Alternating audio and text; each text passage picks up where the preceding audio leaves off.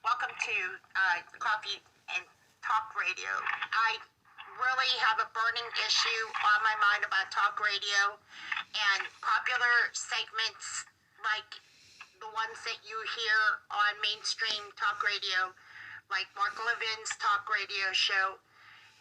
This one segment is very embarrassing and almost humiliating to listen to, and it was on February 12th, 2022.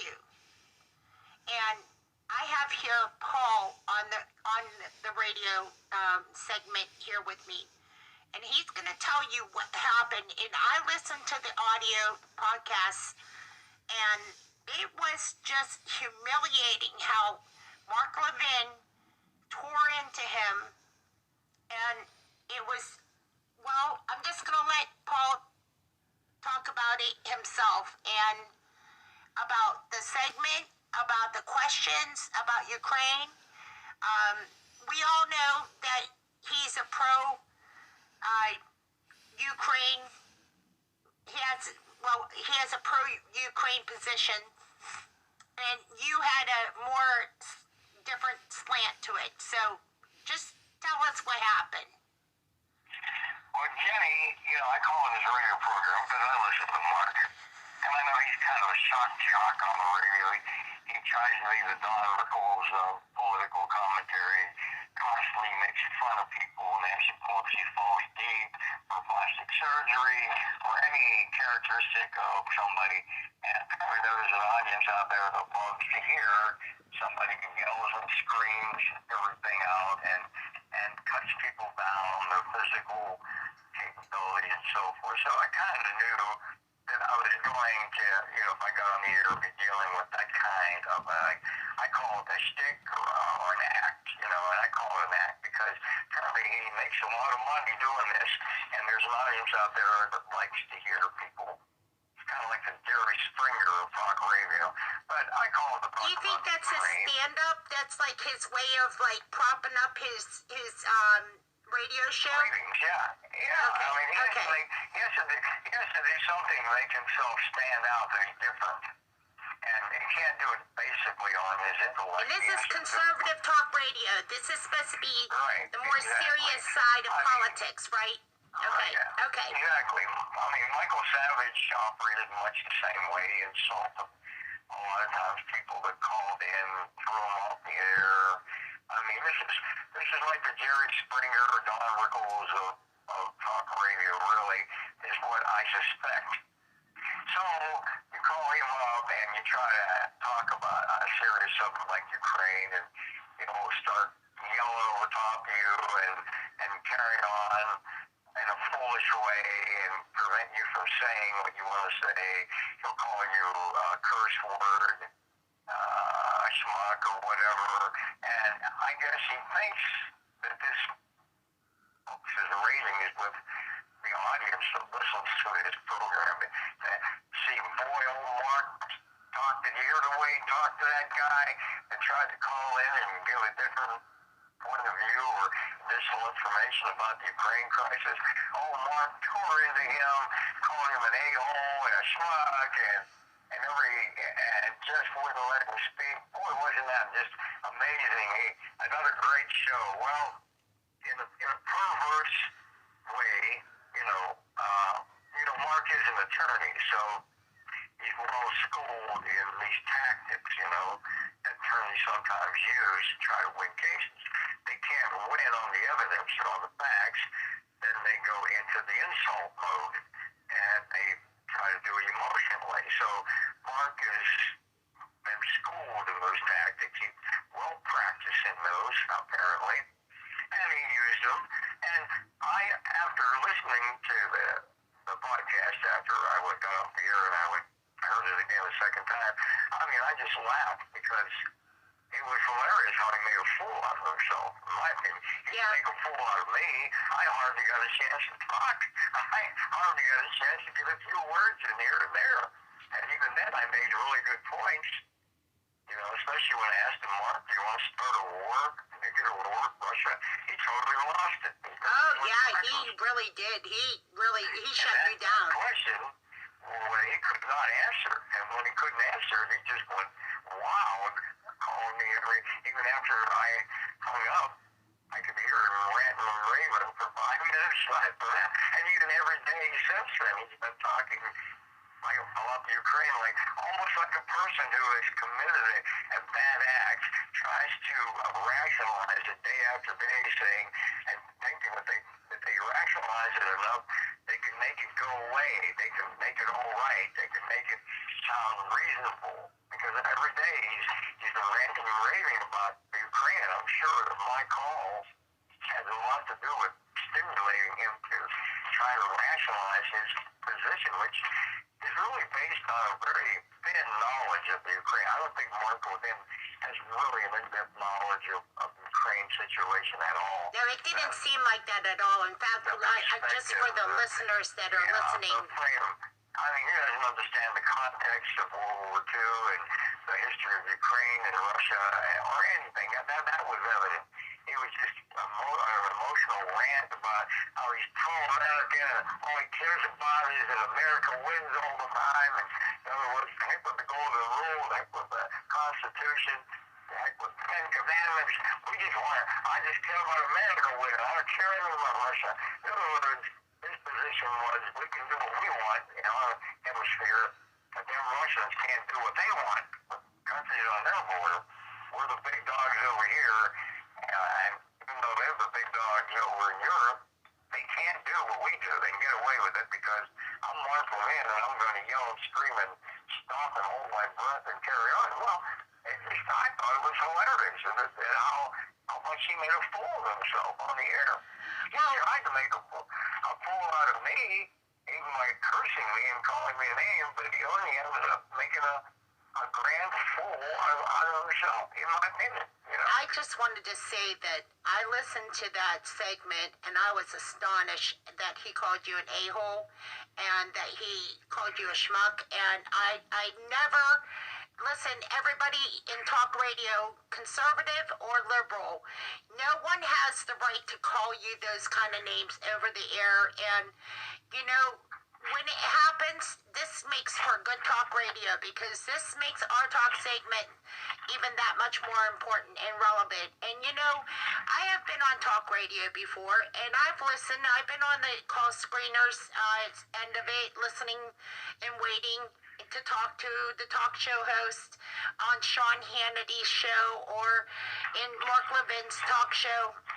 But I'm going to tell you right now, I personally did not want to ever listen to that show after what I heard on that podcast. And I want you to know that, you know, everything you did everything right in that talk segment. And, you know, when you said something about the Bay of Pigs, I was wondering where you were going with that. I was just curious. Could you elaborate more?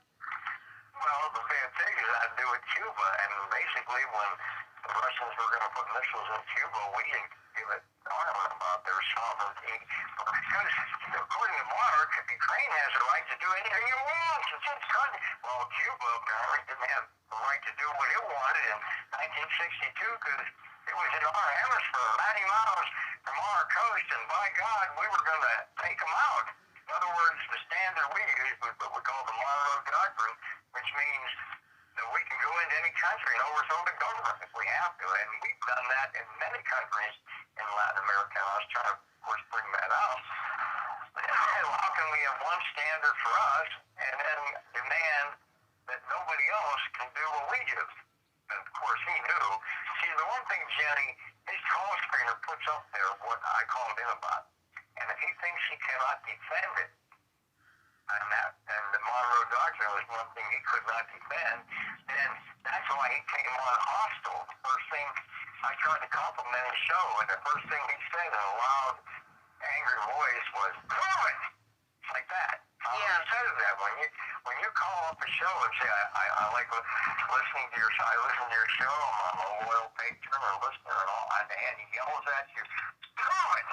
He was trying to distract me from what he knew I wanted to talk about. He get me deflected. Basically putting on his lawyer outfit, basically his lawyer clothes. He knew that he had no good answer to the Monroe Doctrine questions. So he didn't want to have that issue come up. Now that this has happened, what's your focus going to be on when you talk on talk radio? I mean, would you go back on there? You got to realize this.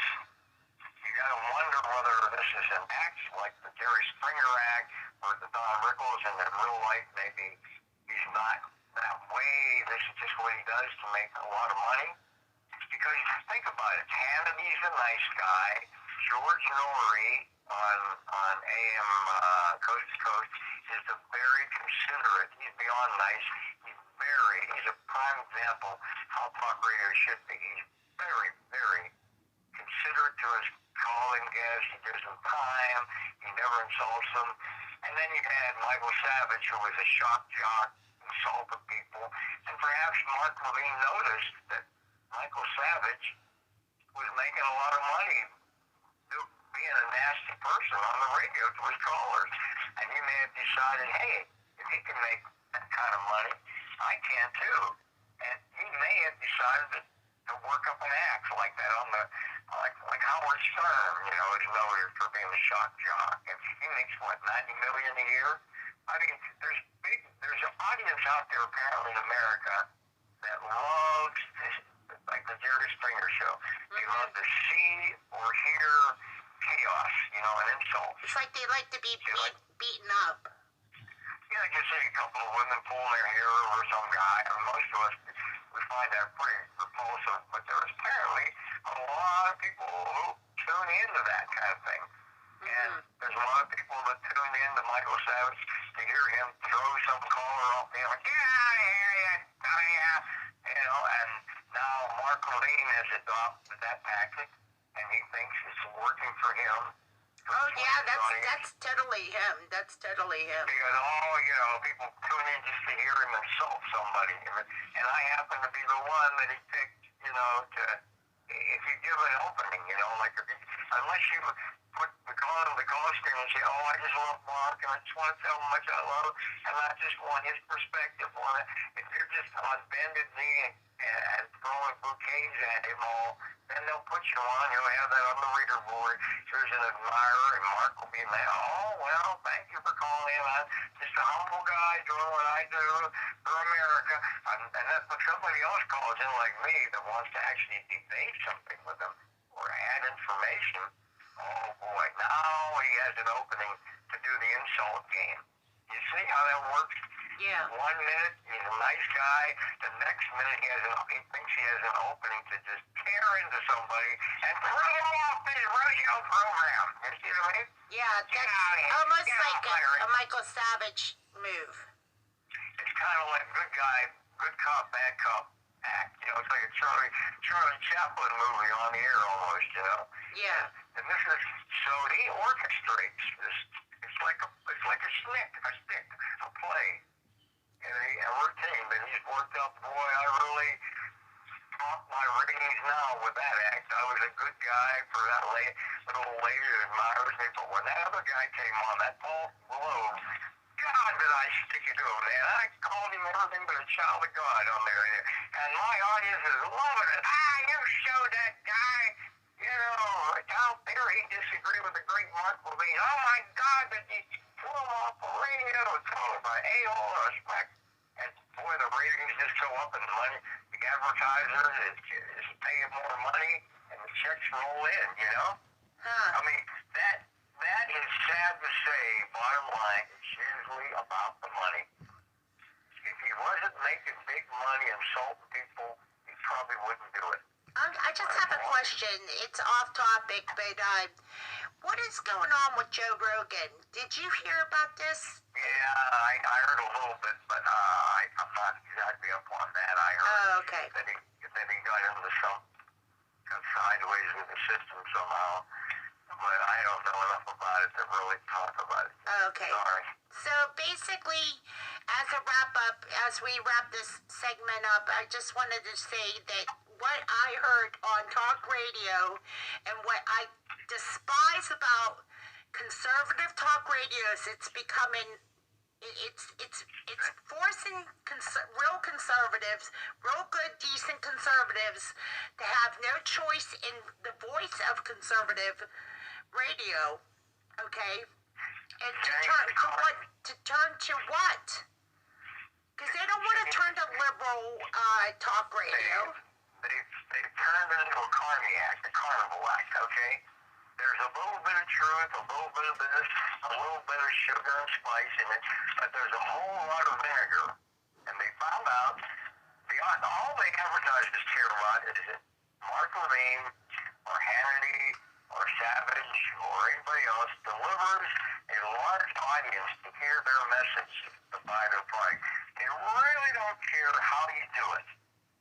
You can be a nice guy, you can be a shock jock, you can be George Norrie, very considerate, or you can be a Mark Levin, you know, because there's different audiences that tune in to different shows. So by getting, you know, appealing to one, like the nice people out there with the George Norrie, okay, fine, he brings in a lot of millions of listeners to their product, but then there are those other people that have a kind of personality and temperament that they love to hear people insult on the radio.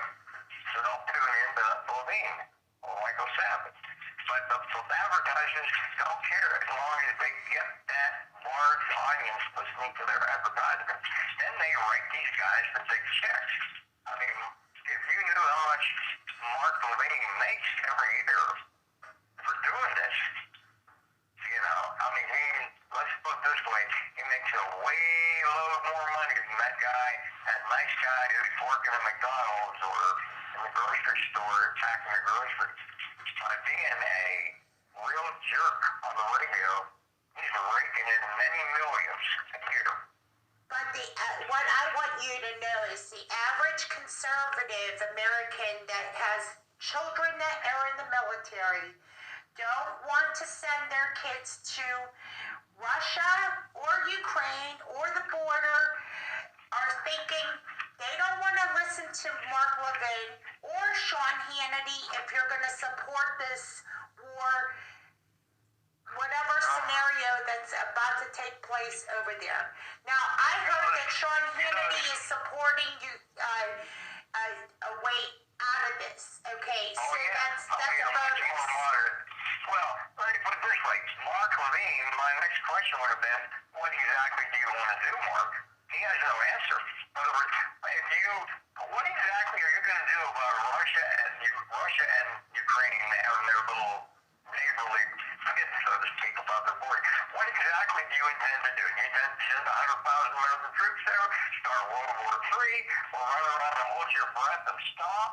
Or exactly, be specific, Mark, what you would do if you were president of the United States. He has no answer. All he can do is rant and rave, I gotta do something, yeah, somebody ought to kick some butt, But when you try to pin him down, that's why when I asked him the question, you want to start a war with Russia? That's when he threw me up here and called me an a-hole and schmuck. I served in uniform. I served in uniform. He did not. Yeah, that's right. That's the difference. You do not want to send your kids over into a war like that. He has no plan. He has no plan. You know, these sanctions they're talking about will end up, our economy is fragile as it is. All we need, they're going to hurt us more than they hurt Russia. Those sanctions are going to backfire on us. Remember, Jenny, they used sanctions against Japan in 1941 when they cut off all the oil in Japan. That resulted in Pearl Harbor. They attacked us at the coast. So sanctions backfire sometimes. And Mark should be smart enough to know that. But apparently, he either isn't or he chooses to ignore that. Do you think that this is a smokescreen for the inflation that's going on right now in America? What's a smoke screen? This proxy war. You know, I don't know right now about that, but I'll tell you one thing. The arms manufacturers make a lot of money when there's wars. And they have lobbyists in Congress. Actually, they like to see a war. They had one in Afghanistan that went on for 20 years. They made a ton of money on that war. And if this little thing in Ukraine goes on, they'll be selling missiles and bombs and God knows what else to Ukraine. So, you know, you got to look at who's going to make money out of this. There is your answer for the whole thing. Well, there you Mark go. Levin is going to make money ranting and raving about it on the radio. Yeah, oh yeah. People that make money are always the same people too. As you know, my brother was telling me about inflation and how they're getting hit so hard. Families are getting hit hard, especially the middle class. Right. That's right. And they don't care about, they don't even care like he's not middle class. Mark Levin is multi-millionaire. You think he cares a lick about inflation? Doesn't bother him any. You know? So it's a very interesting, complicated game that goes on here. The people that are getting hurt in this are the military families, the middle class, and the poor that have to live on welfare and HUD and everything else because they're underqualified for the jobs that are out there. Okay, underqualified or not qualified at all. Because the schools are selling this poor education system. Okay, it's just that way. I know somebody that is 45 years old that doesn't know how to read and write. Yeah.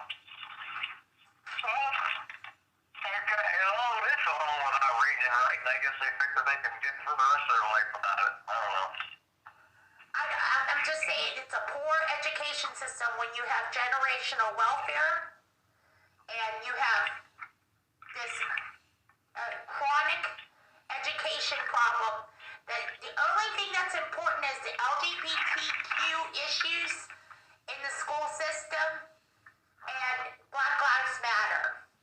Those are the only two issues they preach about.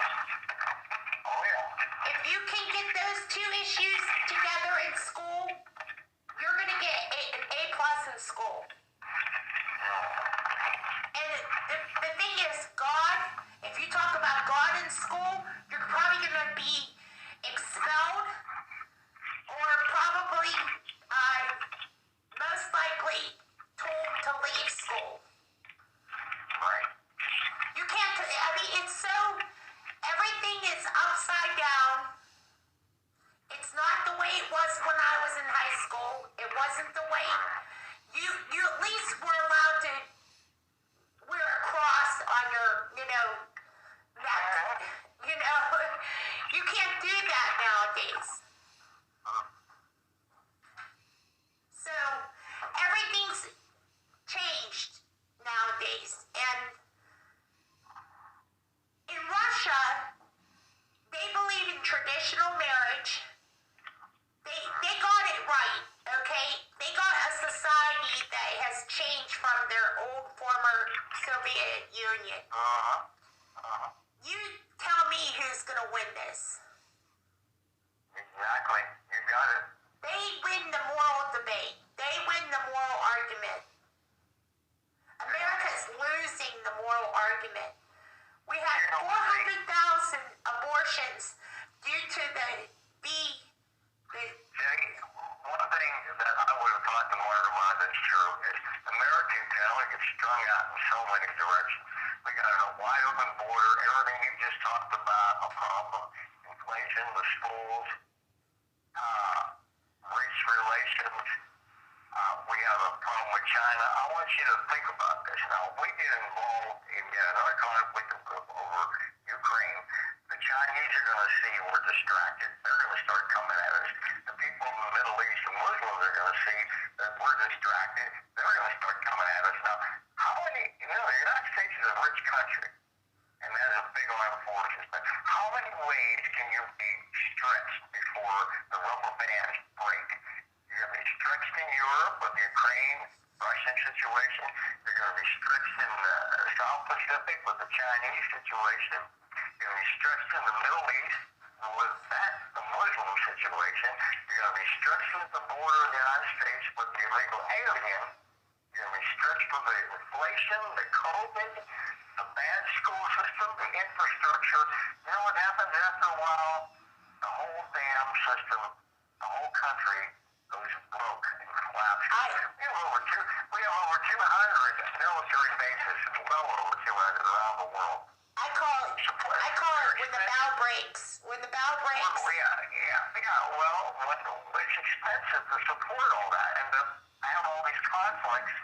And the only people that are laughing over the bank are the arms manufacturers, the people who make weapons. Yeah. They're happy about it until the whole system collapses underneath them. We got 2 minutes here. Let's wrap it up real quick. Now that is what I would have brought up to Mr. Mark Levin. Of course, he never. Oh, if you would have been given that time, I'm sure. We got 1 more minute here. I would have said, let's look at the big picture, Mark. How many situations can the United States afford to throw itself into that are going to be very expensive, very demanding of our time, and go on for years and years and years? How many of these do you think we can actually get involved in?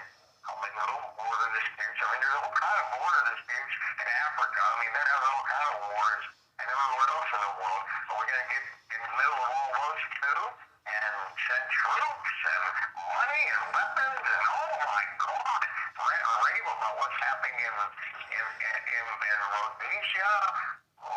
George,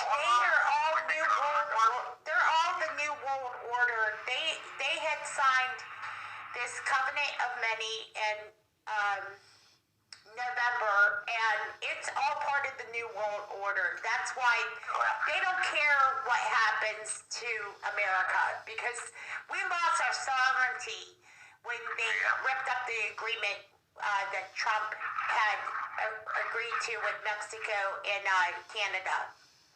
So, everything's back to the way it was before. It's all about the one world order, and this is how it's going to be. And, we're going to fight other people's wars, and that's just how it's been. And George, we're at the end of the hour, and I just want to thank you for your time. Well, I want to thank you for your time, Jenny. You've been wonderful, and thank you for discussing